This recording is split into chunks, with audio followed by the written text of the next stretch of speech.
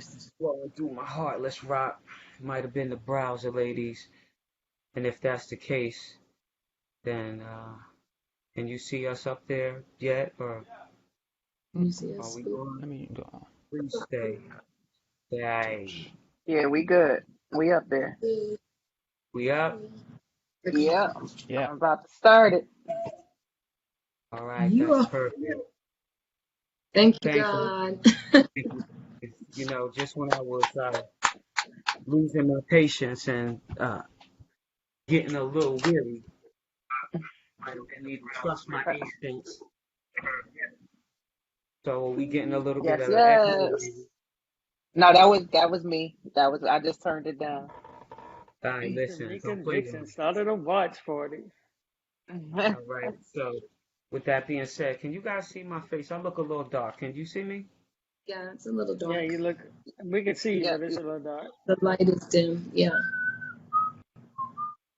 So how's everybody doing? Let's toast it up because I need a toast right now. Yay. All right, yes. Oh, Ah, yes. Yay! welcome Hey. everybody to the 16th edition. I'm gonna lighten my face up a little bit, grab my phone and put this light on me. Pray the move. Pray the move We from got my it going. position because this was 30 minutes and God was Right. just testing out my yes. infotech skills that I got 2 years ago when I got my master's. So see my face a little better or no? Is that a little better or no? It's better. You can see, can you see me? Yep. Yeah. Yeah, it's a Yes. little better, a little lighter. All right, a little lighter. It's better than nothing. And it's really about you guys today because today I'm going to move over and I'm going to let Carolyn Towns, take over the stage today. As usual, we have our all-star cast of, and my crew, my angels, you know, Virginia. And I like saying Virginia. Wiggity, wiggity, wiggity, whack Carolyn, today, okay? Wiggity, you wiggity, coming out first today. WNBA great general manager and future Hall of Famer out of DC Chocolate City, getting ready to come back home. Uh, I feel you. I might try Yes. to catch up with you on that one. Tamika Dixon, WNBA great current business owner.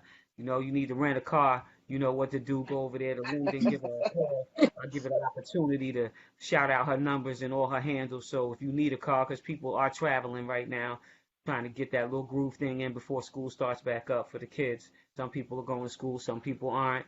So if you need a car, holla at that future Hall of Famer over there in Linden, Tamika Dixon. You know, lined up. I got my girl Val Whiting back on the show. She graced us with her presence last week. Former WNBA player, Stanford standout, NCAA champion. Proud to have another champion on here with me, the NCAA champion. I'm flexing on that one. That's the only one I get to flex. Okay. You're back on the show. Your purpose on the show last week was to let people see your face. This week is for us to be able to, talk about your story over there on TikTok, which is amazing. Which leads me into Tara Lynn Towns, the other New Jersey native. We always pulling a mic off four corner in the market on Virginia with the New Jersey crew. It gets bigger. So I have to do that to you. Um, Carolyn Towns with Living Beyond You, child development, all right, and behavioral specialist from Bayonne. She has a 501c3 in the house today. We're going to step aside and let her do her show today, talk to Val about the things that were going on. And then we got my man, Corey Encore, Captain Underpants, on the show. Really? Okay. And we only know about that nickname. So anyway, on the show, we're gonna follow up with an update on him with the whole Tiny Be Mighty movement and how everything is going on. And as my homegirl always says, piggybacking off of last week's conversation, we talk about the NBA, we talk about the WNBA being in a bubble. That's really not going to be the case today. Most of the things we're going to talk about is bullying today, but I want to give Virginia the opportunity to just give us some updates on what's happening around the league and the WNBA. Who's the hot ticket right now? I already know who you're going to say who the hot ticket is, but I want to hear it anyway. Got a lot of these young teams that they may not be showing up in the statistics, and they may not be showing up in the win column, but there's a couple of teams out there that are teams that are going to be teams to watch next year. Talk to us a little bit about what's been going on this week, Virginia. Well, you know what I've been watching so far is, you already know the hottest ticket in town. There are actually two people done punched that ticket, and that's, well, actually three if you count the Sparks. But I believe that, because I don't keep up with the standings all the way, but I know Seattle and Las Vegas, I think, have won the last 6 games. Like, they won their last 6. I think they're at the top of the standings. The Sparks are moving up. Happy about that. I think the Sparks don't won their last 3 or 4, might be a little more. Before we went live, I was just checking out Dallas playing against Phoenix, giving Phoenix all they can handle. They were still in the lead starting the 4th. Dallas was. It's been good this year. The thing that I'm happy about, like I've said before, is that I'm sure they're gaining a lot of fans, and people can see, just like what you said, the future is bright for the WNBA, because you have some teams like Indiana, Connecticut, who I still think is a great team. I think Atlanta's going to be a good team, and Dallas. These are young teams that are making, they're at the bottom, but they're getting better, and they're moving up. And so I think it's still half the season left. It's going to be interesting to see how everything finishes with them. But it's been a great season so far. What you think, Meek? Yeah, I absolutely agree. I think the quality of play is getting better every week. As they, get comfortable in the wobble. And I enjoy the fact that every day I could turn the TV on and find a game every day. It's a beautiful thing. And if not a WNBA game, you got an NBA game showing somewhere. So, after not having sports in our lives for 3.5 months, it's nice to be able to turn the TV on and see that. So I'm excited to see where the season is going to go. I think it's getting better every week. And then, on the men's side, on the NBA side, you got, you're getting ready for the playoffs. So it's going to be a fun, interesting next couple of weeks. Val, you want to chime in there? You don't get to sit and watch this week, Val. We want to hear that voice of yours. Oh man, I've just been enjoying watching Asia Wilson. Okay. She said she worked on some she's stuff in scary quarantine and extended her game, and I'm really impressed with her. And I love to see how she matches up against Breanna Stewart. I think that'd be a great matchup to watch. I agree with you. I'm excited. Having basketball all of the time. Yesterday, I don't know what it was. I think the connection has just been bad where I'm staying for a couple of days, and I was looking for some WNBA games, and it just kept coming up blank every time I spoke into the, now all you gotta do is speak into the remote. Yeah. I'm like, WNBA, WNBA, WNBA. It kept on coming up blank. I'm like feeding for a game. And so it kept doing that, and I watched the men play. I got, like, right now, the hot ticket is Dame Dollar. Oh, my God. And when Melo hit that jumper, I thought I was going to cry. I really did. And I'm like, why am I getting emotional? But I watched how, all of the opposition that he went through, and being from this area in the region, when he hit that jumper, I could feel him in that, and I'm so glad that he got the opportunity to finish out his career, finish his career out on a team that really has embraced him and loves him, and we get to see him play a little longer. Absolutely. And he entered the bubble in probably the best shape he's been in about 8 years. Like, yes, he looked like rookie Melo. Skinny Melo looked like rookie Melo coming into the. He looked and good. I'm so So proud I'm of him. excited. Yeah, Yeah. because he hasn't ever been in that kind of shape. I just, I sit back and I always said that. I was like, God, if he would just get in shape, he would just get in shape. Finally, in the latter stages, he's doing that. Could you imagine if the guy was in the shape that he's in now, and then he would have better movement when he was younger, he would have just been his whole legacy would be totally different. But shout out to him. I love him. And I like I said, I got emotional on that bucket, putting them into overtime and just oh God, it just oh man, this I love this game, you guys. Gosh, man, I get goosebumps. It makes me feel happy, it makes me feel love, and just makes me feel prosperous. So I'll just put it that way. I don't want to take up too much Tara Lynn Town's time today. This is her show. We were having some technical difficulties, but we in the house now. And praise God, because y'all know what I was going through. And I You was did trying not pray. to show I was sweating bullets, but I was because this show needs to be on. It needs to be on, and it needs to, be telecast. So I'm going to move aside, and I'm going to let this be your show, Tara. Do your thing. And Virginia, Virginia said, Val, you can't be an introvert on this show.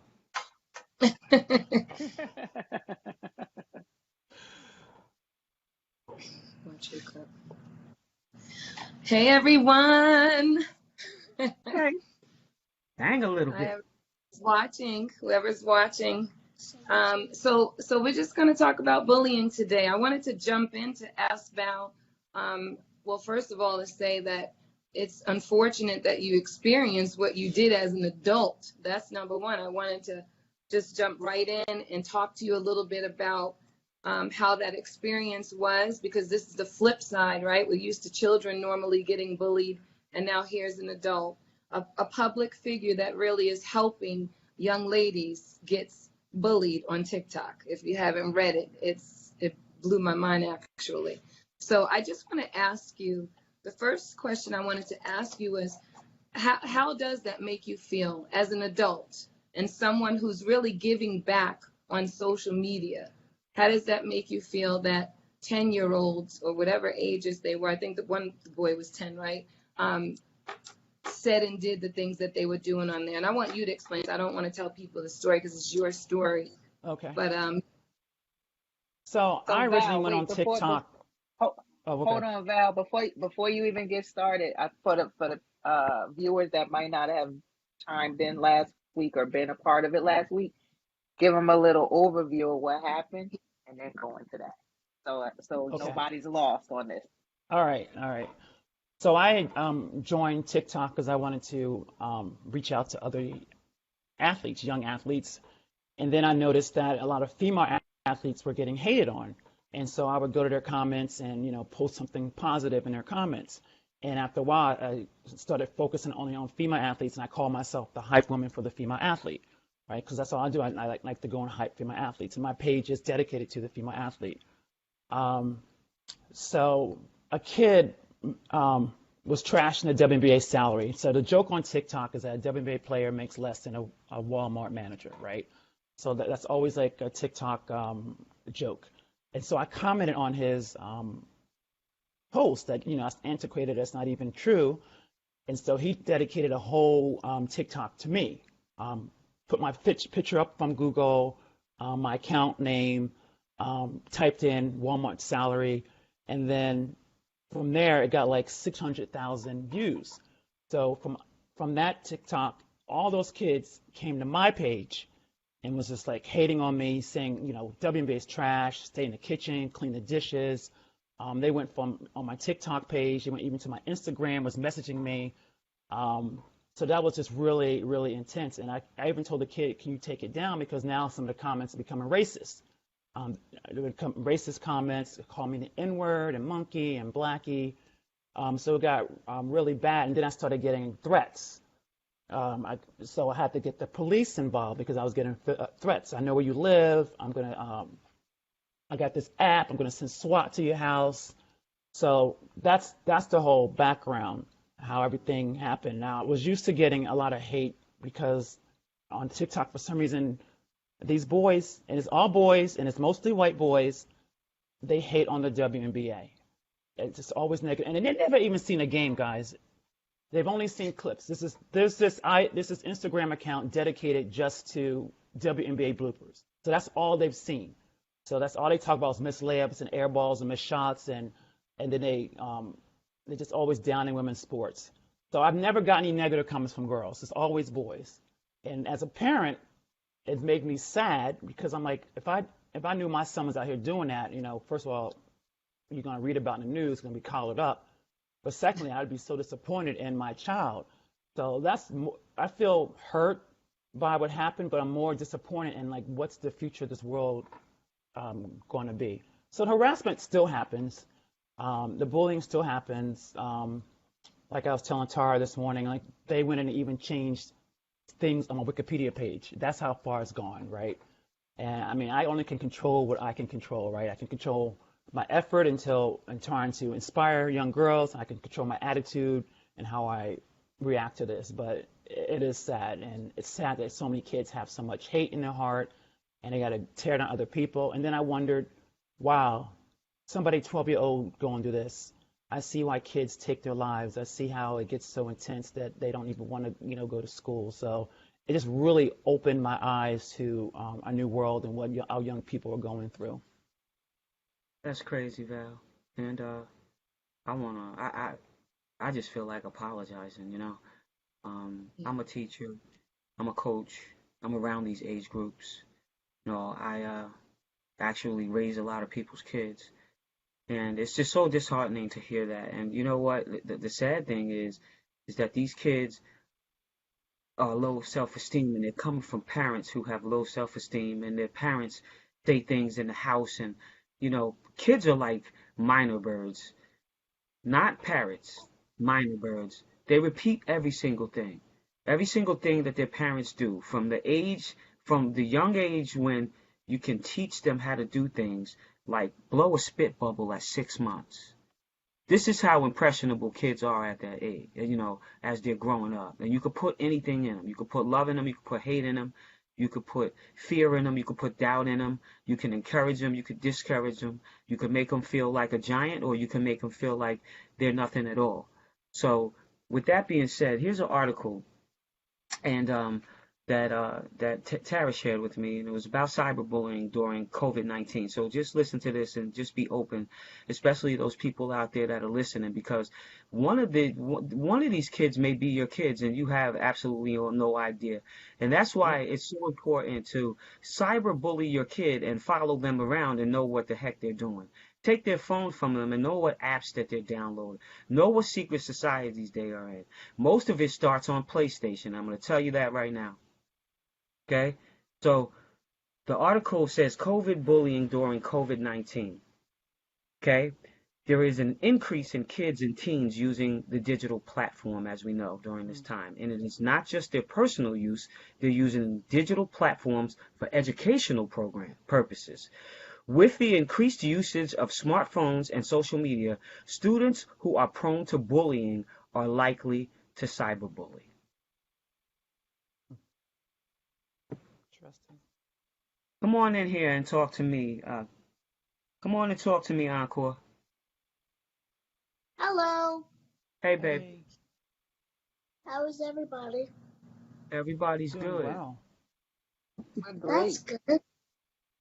Well, how about you? I have gotten to hear firsthand and even have witnessed firsthand the situation with you here recently, and we had several conversations, and we won't bring that up. That's only on you. Talk to people out there who get bullied on a big level, okay, like you do, where they cyberbully you, or they try to pick on you because you're different. How do you handle that so well? Well, you see, it comes with a lot of love and care from my mom.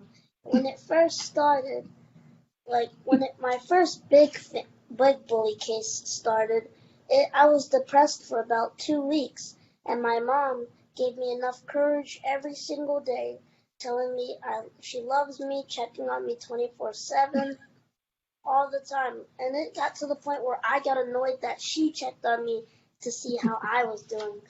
So, like, if I didn't have my mom to talk about my feelings to, I would have been a way worse mess. I could have become a bully, But what I'm trying to say is, for people who are getting bullied, don't think like snitches get stitches, cause that's not true. And Amen. and talk to people about it, like a school guidance counselor or your parents. Talk to people about it, cause it really helps. That I have a was just question for yes. Corey. I just wondered why he was talking about it. Corey, in the beginning, were you afraid to tell your mom? Yes, I was. What And happened? why? Just for all the people that are watching, so they could hear some of the reasons why you were afraid to tell your mom. Then if you could tell us what ultimately made you tell your mom. So why were you afraid to tell your mom? Well, when I was younger, school reputation was everything to me. I didn't realize that I can be my own person and people would like me for who I was. But I didn't want to become like the person known as a snitch. I wanted to become like a cool kid, basically. And when I'd get bullied, I'd kind of like brush it off, but it wasn't something to brush off. And I told my mom, well, I didn't really tell my mom. She figured it out just by the way I was acting. And your skin missing. Yes. Well, thank God, Mom, you know, it Oh, was you all say his skin missing. Yes, that's what made me jump in. He was hiding it. And so one day he came home and his skin was missing off of his legs. And I said to him, what happened? And he said, the kids were stepping on the back of his shoes to purposely make him fall because he was smaller and holding up things above his head to frustrate him on purpose. So I went over to the school, even though it was closed, and I knocked on the door. And the principal said, we're closed. And I said, no, you're not. I need to come in and talk to you for real. And I talked about the skin missing and everything that I kept seeing little things, but he would make up excuses. And these, I'll get to my part of what the signs and what we're going to do about it and what you can do about it. But they hide everything. It's almost like someone in the abuse cycle where they're hiding, putting on makeup on their black eyes. It's the same thing. It's abuse. It's just in the form of children doing it to either one child or a group of children. So they did a lot of things to him. And, another thing too is just his, in front of everyone, calling him. What were some of the things that they were calling you, like at the birthday party? What they call you? Some of the things kids would call me was like freak. They would tell me, "What am I?" They would say, you're a monster and stuff. And ugly. Ugly. And this was in front of all of his peers at a birthday party. So, excuse me, when he shut down, because that situation really had him shut down. And when he shut down, he withdrew. And being a clinician, I started seeing these signs, but not everyone knows the signs, right? I'm trained to recognize the signs. So I didn't let it go. And like he said, excuse me, I may have annoyed him, like he said, because I was on him. When they withdraw and go into their room and don't want to eat and don't want to talk, those are signs. It's not kids going through something. It's not my kid, oh, he's having a rough week. No, there's not a rough week. There's something going on with your kids, so you got to connect with them. You got to talk to them and open them up and bud them, because they close up very quickly and clam up when this stuff is going on. So I did that. But I went over to the school and I refused for them to be closed. And the principal took me in her office. She said, what's going on? And I said, you know what? I could take like the little lunch money thing and different things like that. I said, but when it comes to my child missing skin on school grounds, that's a serious problem. She's like, oh no, anything you want to do. So I didn't even know what to do. So we just went home. We talked about it some more. And then, I was just led to write this book. Corey helped me, Tiny But Mighty.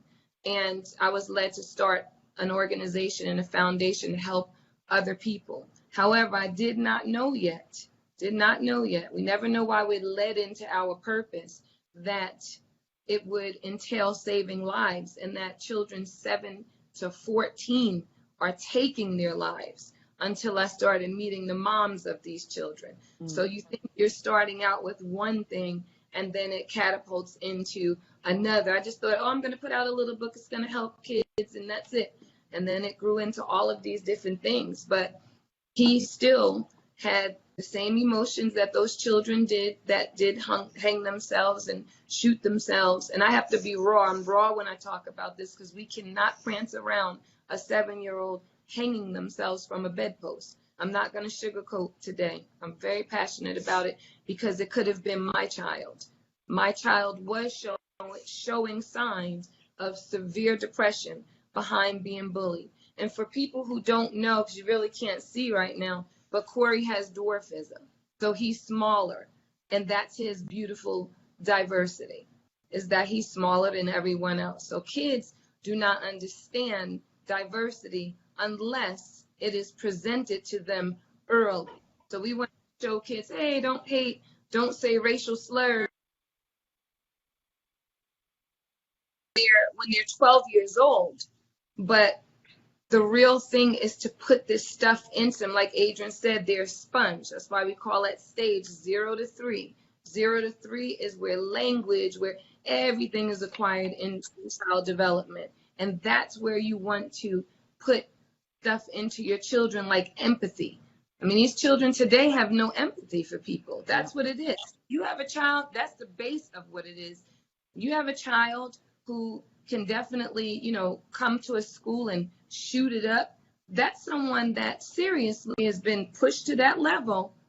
Okay, I mean, we get upset about that, we get mad about that because people die. But what led a high schooler, a college person, a person in the office that gets fired? He didn't shoot up that office because he got fired that day. He shot up that office because maybe somewhere backtracking in his development, someone pushed him, bullied him, and then he was bullied again in the office, and now it shows up. But now we want to say, oh, this mass killer, this monster. The bully is a child. Yes, they're horrific. Yes, they are intentional psychologically. They intentionally pick their victims. They really, really do. And they squat, they watch. They're very calculated, but they are insecure. They are afraid.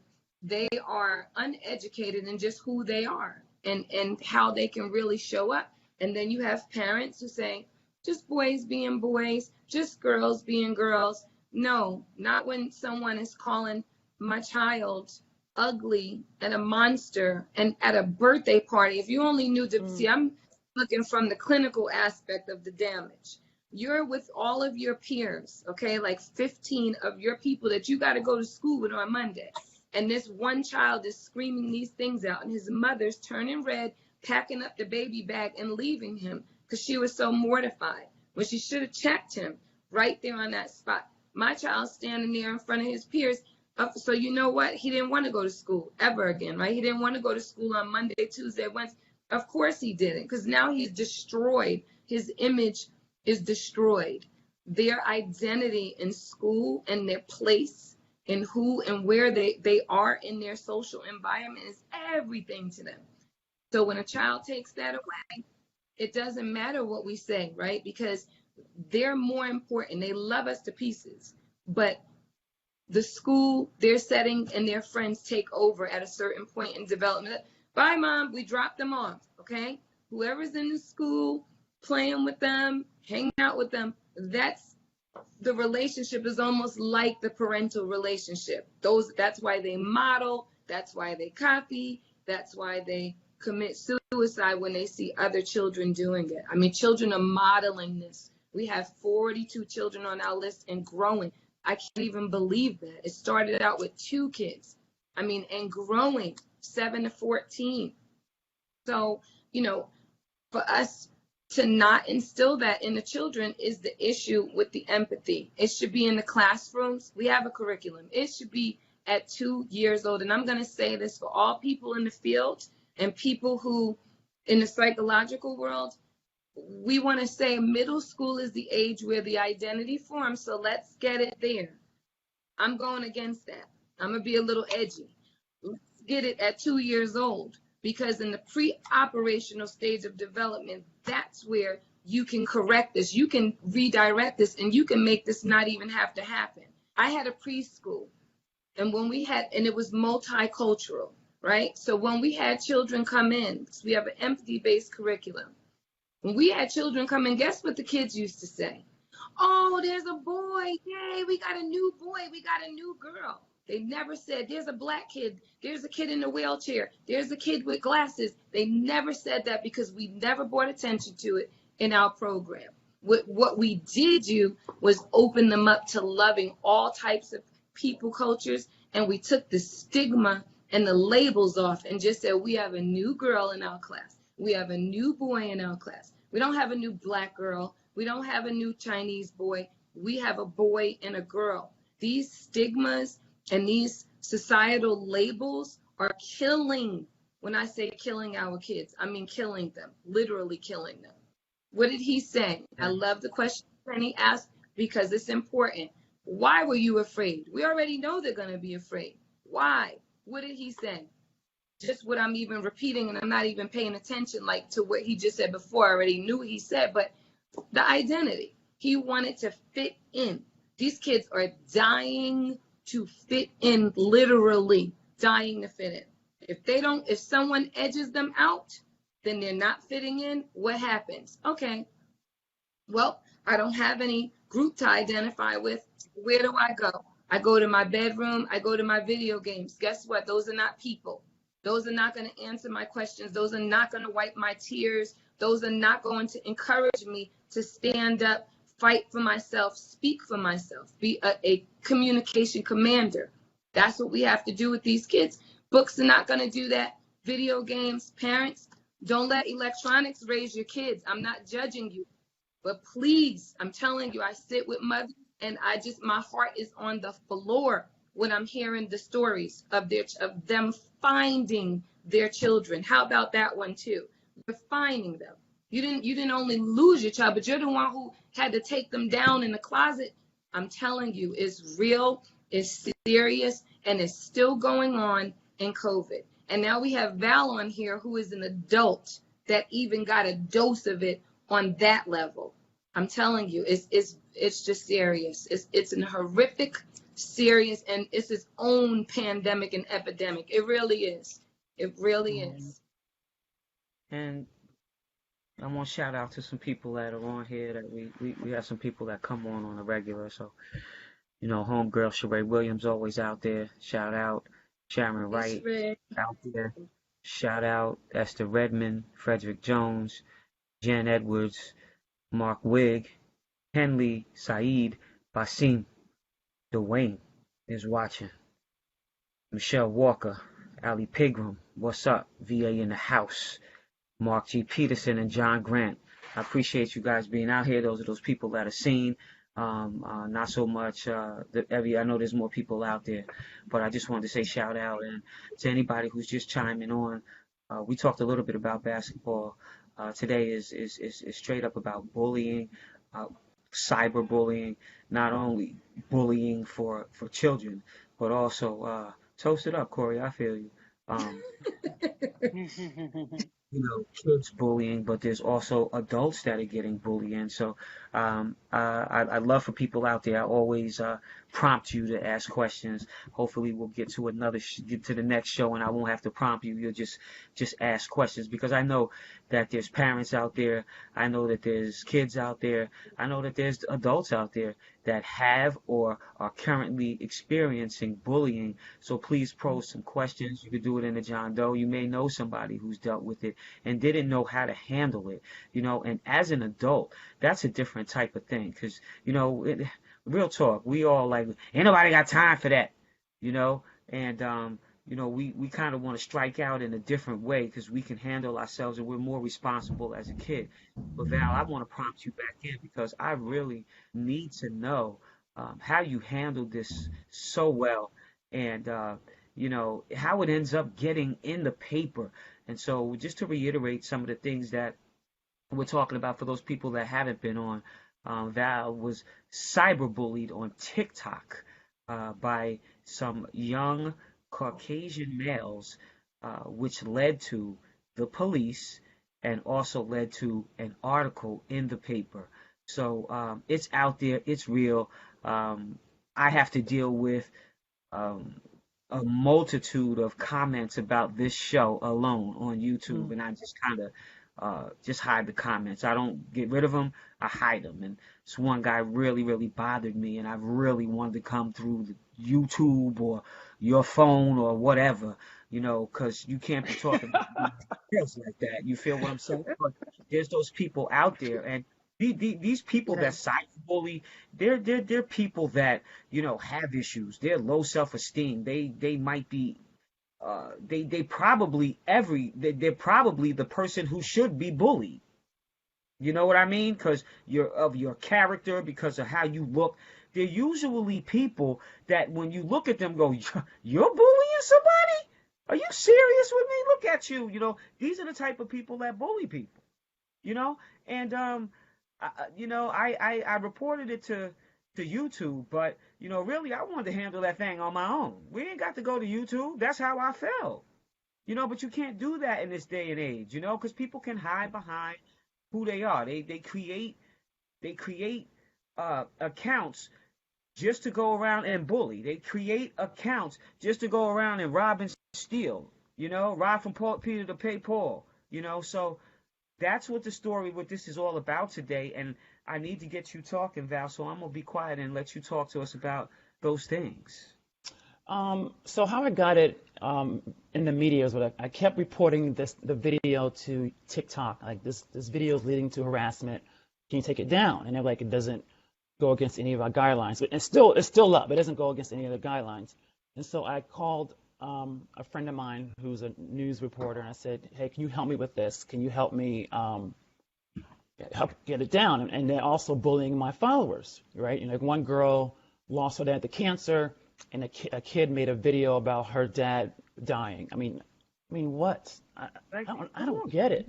And so the news story actually helped get that kid off of TikTok and get that video down. But that's how I dealt with it. And then, honestly, guys, I started not expecting the best out of kids, and I didn't like that. Like, why did I see a kid? He makes a comment. I'm like, where is he coming from? I expected the worst, and I didn't want to be that way as an adult. And I was bullied growing up. So that's one reason why I was afraid to go on TikTok, because you know I don't want to put myself out there as a risk, because I was bullied and I had those experiences. You know, being called out. I had a personal bully would call me out every time I walk into a room. Talk about how ugly I was and call me Donkey Kong. And I was also the tallest kid in the school. And being a tall girl is different than being a tall boy. It's not as cool being a tall Mhm. girl, right? Right. So I agree. I had all those insecurities going into TikTok, and this kind of just brought all that back. So yeah, it's been interesting dealing with it, and I know they wouldn't say that to my face. I mean, I got Okay. my youngest son is 6'6", my oldest son is 6'3". We walking down the street, you're not coming up to me saying that stuff, right? So it just gave me a new perspective on there's a lot of angry, hurt, cowardly kids out here, and yeah, COVID has gotten worse. But when I posted my first TikTok, it was back in December 2019, and they were making those same comments. They were still telling me to make them a sandwich. They were still making comments about my race in the WNBA. So I can't all put it on COVID, but it definitely has probably intensified things.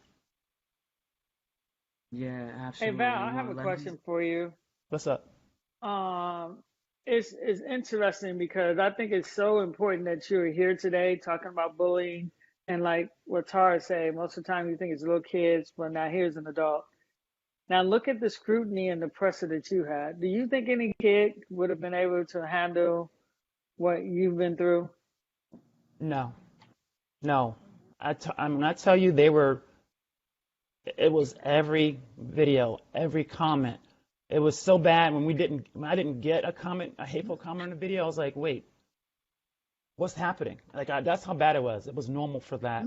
I cannot imagine a kid getting stuff in their DM every day, you know, calling you trash and, you know, telling you I'm gonna, you know, where And do you saying they live? coming over your house. Yeah, I Yeah. can't imagine a kid going through that, you know. But how many And times did I you have to commend you reach to out to TikTok?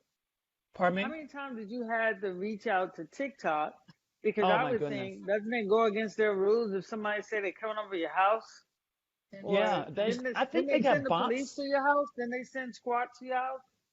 I think they must No. have bots looking at the Here's the thing. reports because when Here's I the thing. reported it to when I finally got through to our human, then they took some stuff down. Yeah.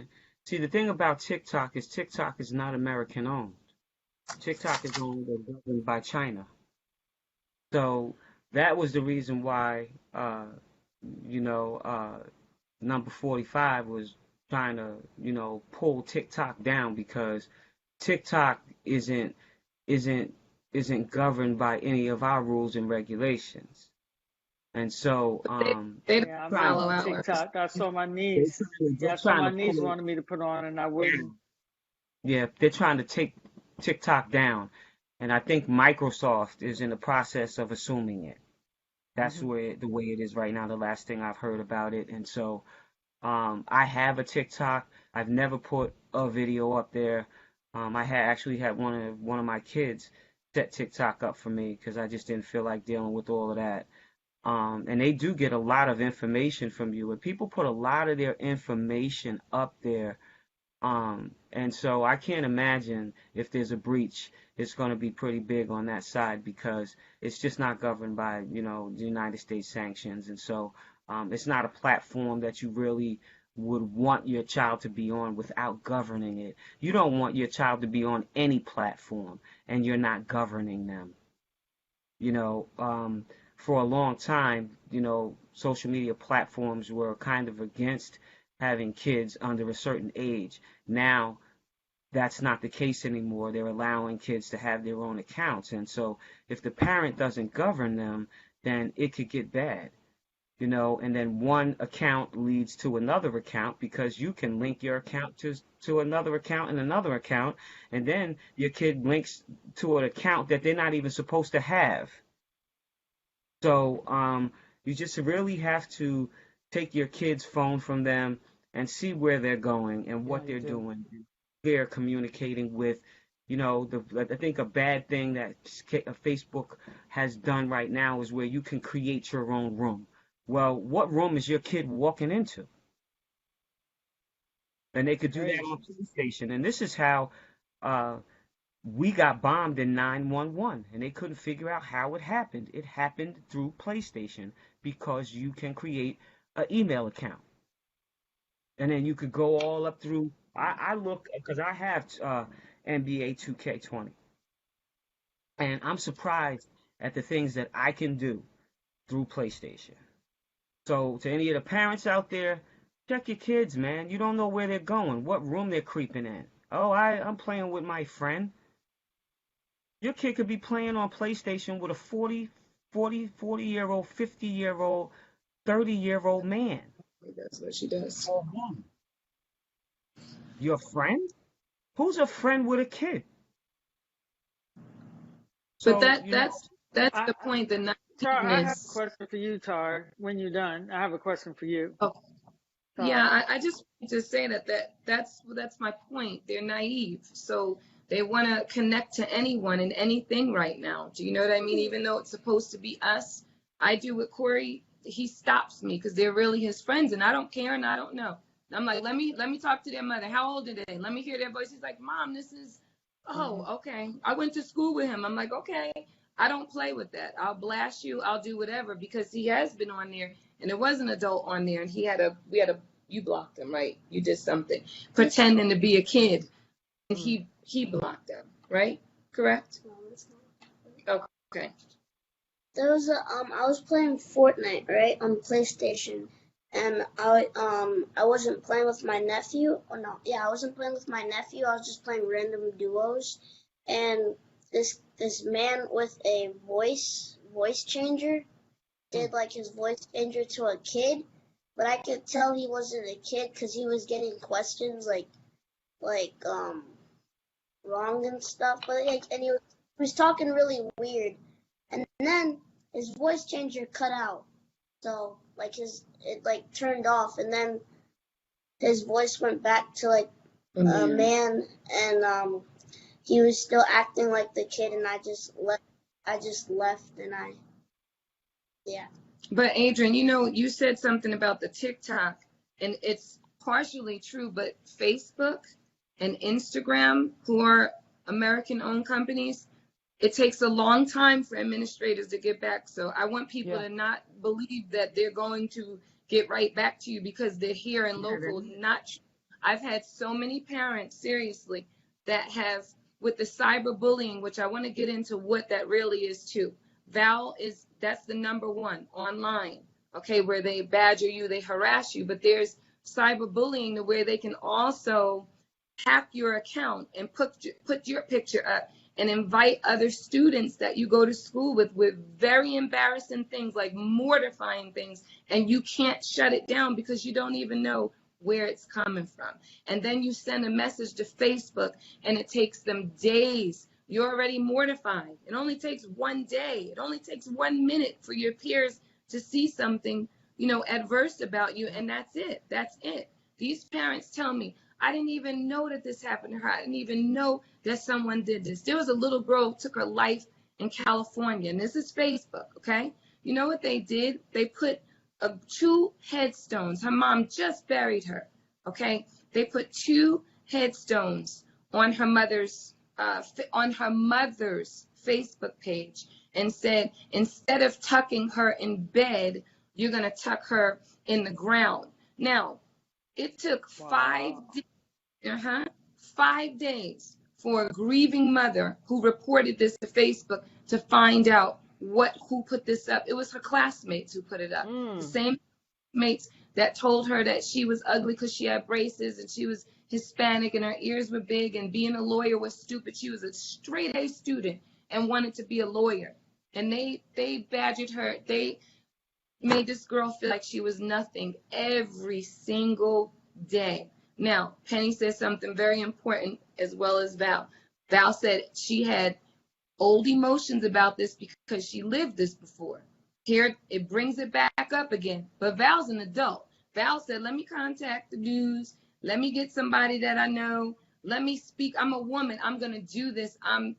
Imagine being 9 and going through that every single day. Him too, just in a recent school, every day, bugging him near the locker where he calls me from the bathroom, okay? Like panicking. It's not okay. It's not okay. It's not okay. And I'm not saying that to say, Corey, this is good, because you need to let people know and not make it be, or prance around it, should I say, and make it be something very, very little, because it's huge to feel like you don't know what to do, you don't know what to say, and people keep doing the same thing. Administrators, the same thing in school. What is your protocol? What are your policies? My son, every day that someone's, let me look at the tape and see who's doing that against the locker with him. Well, I mean, you shouldn't have to look at a tape. If I told you the first time, there should be no second time or third time in the hallway. Because I already told you once that my son cannot comfortably go to class without having a crowd of people around. Tara, Right? I got a question for you. Okay. Just because I know we're talking about bullying and everything now, I definitely want just how you say, use all your knowledge to put out there.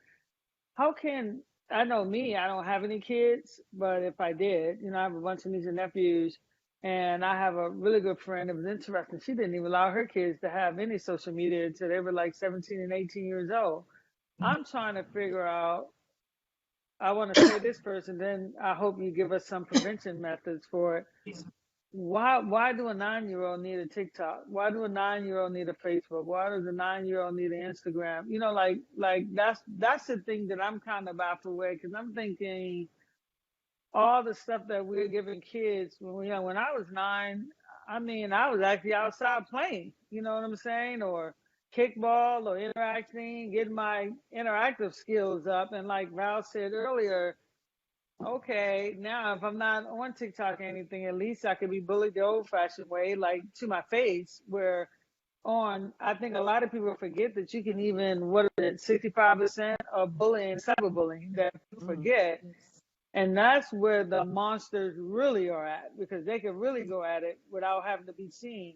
But I'm just trying to figure out, and I know every mom can't be everywhere, but one, for me, I'm just saying, I would say, no, my child wouldn't have it. But why, I mean, why is it necessary to let these kids have all these devices? I'm just, I'm not blaming it on nobody parent out there. I'm Right. just trying to think because I'm just, I just think the human interaction is lost. Even when I was Yes. working, people be like, oh, let me just send an email. No, I would get up from my seat and go talk to people because stuff can get lost in translation. So I'm just thinking that, and like I said, I'm not talking about nobody parents or grandmothers or whoever. I'm just trying to figure out why are we letting the internet watch our kids a lot?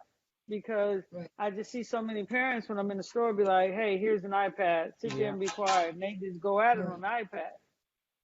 And like what Absolutely. all of you guys are saying, and they never go back and trace what's on the iPad. Or why don't we promote more the parent features that you can't go certain places or listen, I don't know. I'm just asking you, like, wouldn't that prevent some of this? Or how do you prevent other kids and other people from helping other little kids take their lives and make their life, and if they don't take their life, they make it a living hell, pretty much. So, Absolutely. what are some of the Well, things that we could do to prevent it?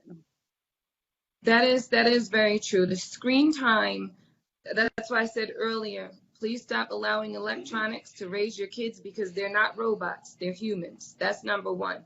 And number two is a lot of single parent homes. This can be another show, but there's so many different dynamics that make some parents have to resort to, okay, get your tablet out. I got to work real quick. Or you have single parent homes. I'm a single parent home. And I didn't have tablets when Mikey and Maya were little like that. So we played. I'm a child development specialist, so I'm big in play. I do play therapy with my clients. So playing is everything. We've lost play. We've lost going outside to get dirty, kicking the leaves around, mud pies, going to the beach and having it in our peanut butter and jelly sandwiches. I'm not joking. We've really lost that with today because modern technology has taken over, modern society has taken over, and parents believe, oh, if I have them technically inclined, they're going to be cutting edge, they're going to be on top of their game. That's true when you're teaching it from an educational standpoint, but kids are not knowing the difference and they don't care about the difference. They're going to have their pages because the biggest thing that children do at this age and stage, even from birth, is model. They model us. So if they see this all day long, guess what, Yep. guys? Guess what, guys? They're going to be on their phones or their tablets all day long, okay? When they see your head down, excuse me, Corey, when you're talking, they're trying to tell you something important, and you're like, okay. You know what? I'm telling you, because my son has checked me. I'm very, very busy. I am working a lot. You know what I mean? Single parent home. He's like, Mom, I'm trying to tell you something. He's telling me, like, look, lady, look in my eyes, look in my face, because I'm talking to you. Stop looking down like, all right, Corey, one more second. We all do that, right? Because we get busy. But my point is that you have to meet your child where they are. Penny, this is an important question because it is our life, it's our society. I wish we could turn back the hands of time and have a village. Growing up in Jersey, there were 50 people that if I just walked down the street the wrong way, my parents had a phone call. I'm like, man, how'd you know, Mom? Because Miss So-and-so just called. I'm like, goodness gracious. But it was good. It was good. We don't have that today. Children are on their own because parents are, working, consumed with things. You have a lot of divorces, 52% divorces. You have the split parent. You have the Tuesday, Wednesday, she's with me, Friday. A lot of these family structures and dynamics, they totally contribute to the breakdown, number one, of the family and the tightness and eating together, cooking together, playing together, talking. We don't even talk anymore. Kids grab stuff. Okay, I'm going to go no, you're not going to go in your room on the computer and eat. You come at this table and we talk about our highs and lows in a day. They are fast because we are teaching them to be fast. If we want to slow it down, we can slow it down. We have the control. Know your kid. Talk to your kid. Do not leave a child. I say this to someone.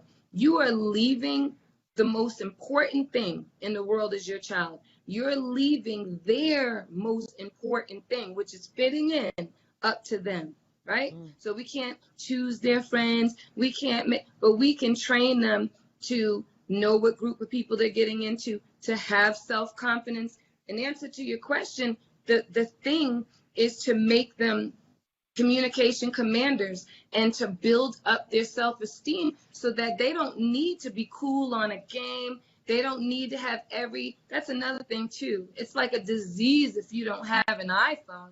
I mean, Corey had a regular little phone. He's a little 10-year-old. The phone was for safety reasons. Are you paying for the iPhone, people? I mean, he's like, you can't go where because you don't have no iPhone. I don't even think so, but that is how these kids are being raised. What is that? Where does that come from? Comes from the music. We talked about Jay-Z earlier and all of the icons and the athletes with all the chains and the girls and the cars and the money and things and the hustle and bust instead of education. What are you going to do for a career? What can you do for your own business? Corey has a company at 12. He's had one since 8. Okay, he's been groomed into knowing, going on business meetings, sitting down with big wig companies, sitting in there talking, having lunch with them, knowing how to present himself. These are things that we can redirect games with. Find something that your child shines in and foster that. He writes, so he's an author. He has to finish his 2nd book right now. He draws. And so hey, Corey, let's get out your stuff. Let me draw me a face today. You have to connect with your kids. It is the parents. Even the bully, it is the parents. My next book is, Are You Raising a Bully? We already know he exists. We already know what he does. Are you raising one? What does he look like at 2 years old, not at 7? Because he's already monstrous at 7. He's already tormenting by 12. What is he doing at 2? When he pulls the cat's ears and he pulls his sister across the floor, don't laugh at that. Don't put that on YouTube and say, oh, my son is crazy. He's dragging his sister by the hair. That's not cute. It's not funny. It's aggression. And it's a sign that your child needs to control their environment by aggression. That is the definition of a bully for people who don't know what a bully is. It is a human being, in this case, children. They're so insecure and they feel like their legs have no post to stand on, that they must torment other people who are quiet, laid back. That's the receiver. And then we have the watcher. You're raising children who watch stuff that don't speak up. You're raising children who see people get their head banged in a bathroom, laying on a bathroom floor and sit in the stall and don't tell a teacher. And the girl died, died in the airlift over to the hospital. 15 years old. These stories go on and on and on. And guess who they go back to? We're not judging parents. But we want to wake you up. We want to wake you up because you're sleepwalking. If you know your child is violating and you got reports from the school and you haven't handled that, you're sleepwalking. Okay? This is real. Once again, cyberbullying, like Penny said, it is 65% of it. Okay? Well, we know 100% makes a whole. So that's a heck of a lot. That's more than half. So you can control the screen time. Don't give them all of the access to the screen time. Don't do it. Who's controlling that? You. And I always tell my kids, I am not your friend, but I'm friendly to you. Do you know what I'm saying? Like, we can be friendly to each other, but I'm not your friend. And you're not going to manipulate me and make me feel bad because I'm parenting you the way that I need to be. We get a lot of that too with parents. They feel guilty. Mommy guilt, daddy guilt. I only get him 2 days a week because we're divorced. Oh, he's telling someone to take their life. He's texting someone saying, oh, why don't you do us all a favor and hang yourself? This is a real story. And she really did the next day. Your son did that. 2 little boys did. 1 little girl, 9 years old. So you know what? Get in tune with your children. Remove all of those things because they're unnecessary and replace them. Even if you're tired, see, I always say we make time for what we want to make time for, right? We want a good body, we go to the gym. We want our hair done because we're going somewhere. We're going to sit there for 5 hours because we want that hair to look right. This is your child. Put some time in with them. Cut your beating short 20. You know what I do with Corey? I have 11 back-to-back meetings. I'll cut it short for 10 minutes and say, Corey, just come over here and sit next to mommy. Let's just eat something real, even if it's 10 minutes. And he's like, oh, really? You don't have anyone else? I'm like, no, I do, but I cut it short for you. Make them feel so important that they don't need to befriend a tablet or a cell phone or friends that tell them what to wear and what to do. Build that confidence in them by building up them by giving your attention to them. That's all kids want. They all want attention and love and validation. That is We true. need to validate our kids, not other people and other things. You know, just from my experience being on TikTok, they want attention. Like if I respond to a comment, they'll say, "Thank you for noticing me," and I'm like, "I just responded to your comment." So it's all about getting noticed. It's all Yes. about getting clout. Sometimes they want those likes on those negative comments. They get clout with their peers. I'm TikTok verified me, right? So I have that blue check. And you would think I was like the best thing since sliced bread. Like that's social media. It's all about that's the self-worth is in what social media is. And so yeah, Coach Val, notice me, notice me, notice me. So these kids, I guess they're not getting noticed at home They're in real life. starving. Yeah. I'm starving. Out of them all. Adrian, really quickly, Adrian, I wanted to give a statistic, and I wanted to give, because I wanted this to be also educational. And a lot of people don't know that there's 6 types of bullying. I wanted to say what they are, and then I wanted to give a statistic, a scary one, about how many children miss school, which is 60,000, and almost 5,000 a year take their lives. But the types of bullying are cyberbullying.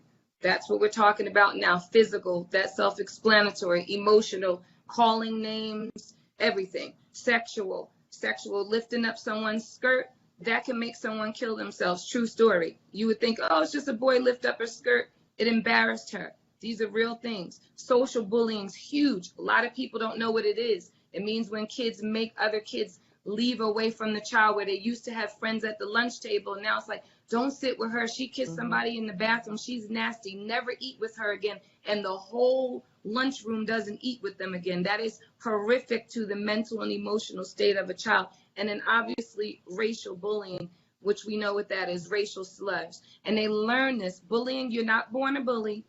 Nope. You were taught to be a bully. So if you already have an aggressive nature about you at 2 years old and you're expressing it and your parent doesn't do anything, they're learning it from somewhere, you guys. In their microsystem, whether it's TV shows, music, babysitter, aunt, uncle, or you, they're learning it. It's a learned behavior. And Corey has something that he wanted to say to the bully directly.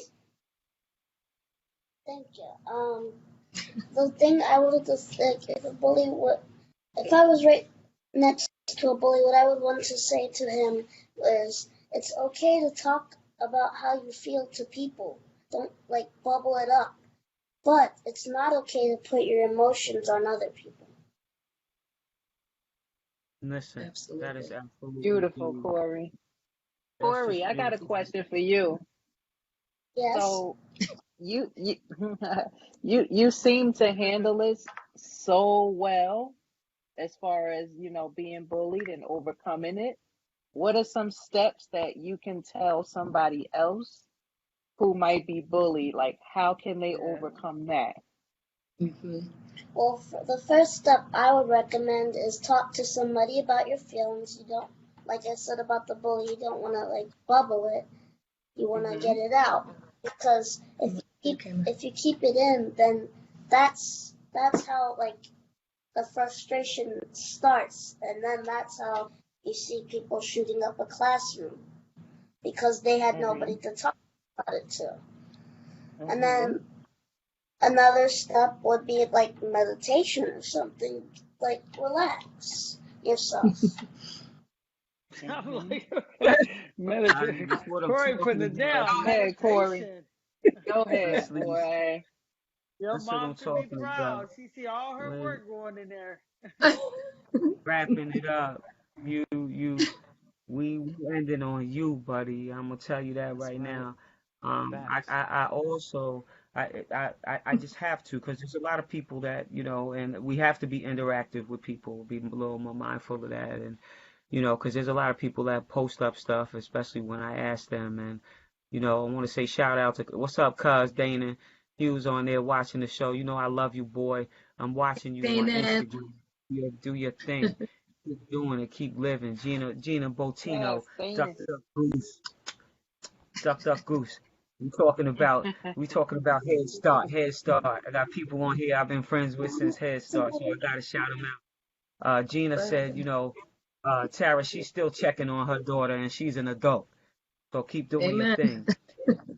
I got Sharon right up here, and John Grant. His answer to it was resocialization, and he also said, and we need the earth, lying in it, and I agree that barefoot in the grass once in a while ain't bad for kids. So then Excuse me, Miss Sharon, Adrian. uh-huh, Can I give a shout out to somebody? yeah, you shout them right on out, yo. There's two people I want to give a shout out to. Okay, No, well three give them a shout out. My two best friends, DJ and Sincere, and my sister that's in your room right now, Maya McNair. Maya. Oh, Yeah, I heard that. That's what's up. goody. That's what's up. While You're doing a good while we thing. shouting out a Um, few people, I got like my watch party is going crazy, so I okay, wanted to cool. Let shout a me, couple let me, people out too. okay, hang on 1 second. Let me just get this one person I'm gonna say out the way, but she did have something very valuable to say. Sharon, what's up? Sharon, right on here. Where can a child go when he or she is being bullied but doesn't have the resources or family to reach out to? This is a serious matter. Not every child has that support mechanism at home. Can we put together some numbers in place for those kids? Also, she goes on to say that I agree with you, Tara, but there are kids that don't have those same privileges as your son may have when it comes to support. What's important in your home may not be important in someone else's home. How do we reach those students who do not have those privileges? So I mean, you're absolutely right. And as a coach, Sharon, I have those problems all of the time. I'm their mother, I'm their father, I'm their sister, their brother, their auntie, their uncle, their grandparent. And it's really just important to if any kid that you're affecting, to let them know that you're there for them and to point them in the direction of their resources. Not every household is going to be able to do that. Not every Right. household does that. Not every woman and man who has a child are mother and father. They aren't going to be great parents. And so that's why it's each one teach one, and it takes a village, love. We all know that to raise our children. We are a product of that. Our parents are a product of that. Our grandparents are a product of that. And once we took in God we trust off the money, and um and we took him out of the education system, everything went crazy. And spare the rod, spoil the child I want to is say also something. well. So let me go ahead and shout her people out, and then Oh, we're gonna let you finish Let it me up. say one thing. go ahead, Let me PT. say one thing to that too, Goody.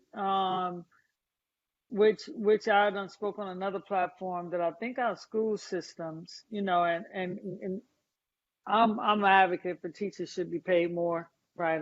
Okay, they should be paid more. But I think that we need to reevaluate our school systems. And the reason I say reevaluate our school system, because you're right, Absolutely. they may not have the parents in the home, but everything that was important maybe 20 years ago, some of those classes are outdated. You know what I'm saying? Yeah. They're outdated. We need to restructure our school system. And this is where I say, yeah, you only got two counselors. You need to put more resources in to have like life coaches, counselors. There should be a Yes. class. When I was growing up, I saw Officer Friendly every year who talked about don't talk to strangers. When a policeman asks you a question, you answer. There were certain things that I don't even see in the school system anymore, where either sports or music or something else has become important. Now with social media, Yeah. bullying, all the violence that's going on, you really need to, it should be a class in the rotation to teach your kids as soon as they start to school, like what Tara's saying, having empathy and Yep. compassion and understanding that other people have feelings.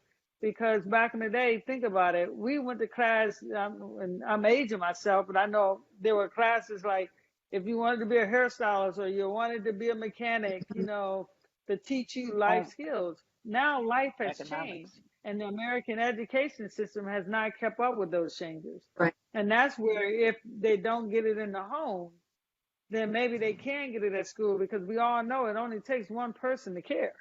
And that changes any kid life. You know what I'm saying? It takes one person to care. And I say it's difficult on our teachers because you're paying them minimum wage, athletes, and I'm an athlete saying it. I'm a female athlete, and imagine if I was a male athlete. They're getting millions, and a teacher is supposed to develop the future leader, getting $50,000 a year to live on. Now, how crazy is that? And then taking that same 50 and putting some of that money back into the system to make sure kids that don't have the resources, paying out of that 50 resources for them. And this is what I mean to say, at COVID, we need to readjust our values. We need to take a good look at the values, the stuff that we place on. And our school system needs to be revamped because they're outdated for what's happening in society right now. Straight up. Absolutely. Is outdated, totally outdated. Community organizations too, Adrian, in answer to a question like the Y and the Boys and Girls Club. I mean, that's what those are designed to do, mentoring programs. And I don't want to paint a picture that the road to get Corey to where he's handling this was great and easy, because it wasn't. And I am a clinician, so that just is even scarier. You understand? It took a lot of work as a single mother with this little boy to get him to be able to use coping skills. This is what the children lack, whether you have $1 in your pocket or 5 million. Our children do not have empathy skills or coping skills. So I appreciate that. But yeah, there are a lot of outside resources, and we have a website. We'll give it at the end. You guys can go to, and if you have any questions or you need any assistance with pursuing anyone who has bullied you, or even schools, whatever, you lost a child, you're facing losing a child, or a child doesn't have anyone to talk to, send them to our website, because that is what we do as an organization, trying to be mighty. So there are people out there reaching out. Yeah, that's awesome. And we'll definitely give you a little space for that. Meek, I know you wanted to shout out some people on your watch list, and go on and do that. Bring us home. Yeah, so my watch party was lit today. Wendell Clay, thank you. Thank you for watching. Shonda Trent was on here earlier. I don't think she's on here anymore, but she was very very busy on my watch list. So thank you for joining in. Michelle Reed, former WNBA player, joined What in, up, chimed in for a little while. Yeah, she was instrumental too in here. Who else? Who else is so yeah, thank y'all for watching. Oh, It's and all also good. Thank you. Jamel Holly, he jumped in a little bit. Assemblyman Jamel Holly, he's an assemblyman in New Jersey. He was That's in what's here for a good. little That's while what's as good. well. Corey, you already got a fan base on here. I got some people saying they can't wait to see you in person, and that thank you for being so brave and sharing your story, and they applaud you, and keep doing your thing, and God bless. Because that's what it's all about. When things get tough, we look to the sky always. Okay, you might feel like giving up, but God ain't gonna give up on you. So that's when, when things get tough, you don't run away from God, you run to him. And that's what my Aunt Roz always said to me. And I hold on to that, because there's a lot of times when things go wrong in your life, and, you want to run away from God because you can't believe that those types of things are happening to you, and you should run to him. And so with that being said, ladies, I love you, and I'm always happy and thankful that you guys are on the show. Episode 16, Sunday Brunch, it gets bigger. Shout out to Caroline Towns, and shout out to the baby of the bunch, Tamika Dixon, Val Whiting, trying to become a permanent fixture on the show, and giving her introvert ways to talk to us today. And of course, we Thank got you. Virginia. I always save it for last, Virginia, 'cause I got to say that before. So Sammy Sosa, to everybody, I love you. Keep it tight. Peace, ladies. One love. You guys, love See you you. guys. Bye. Have a good week. Bye, Bye bye, Courtney. Corey. Okay, here Corey we said he go. thirsty. Hey, He finishing it off. I ain't know somebody Corey threw said up a he whole bunch thirsty. of hearts on that one.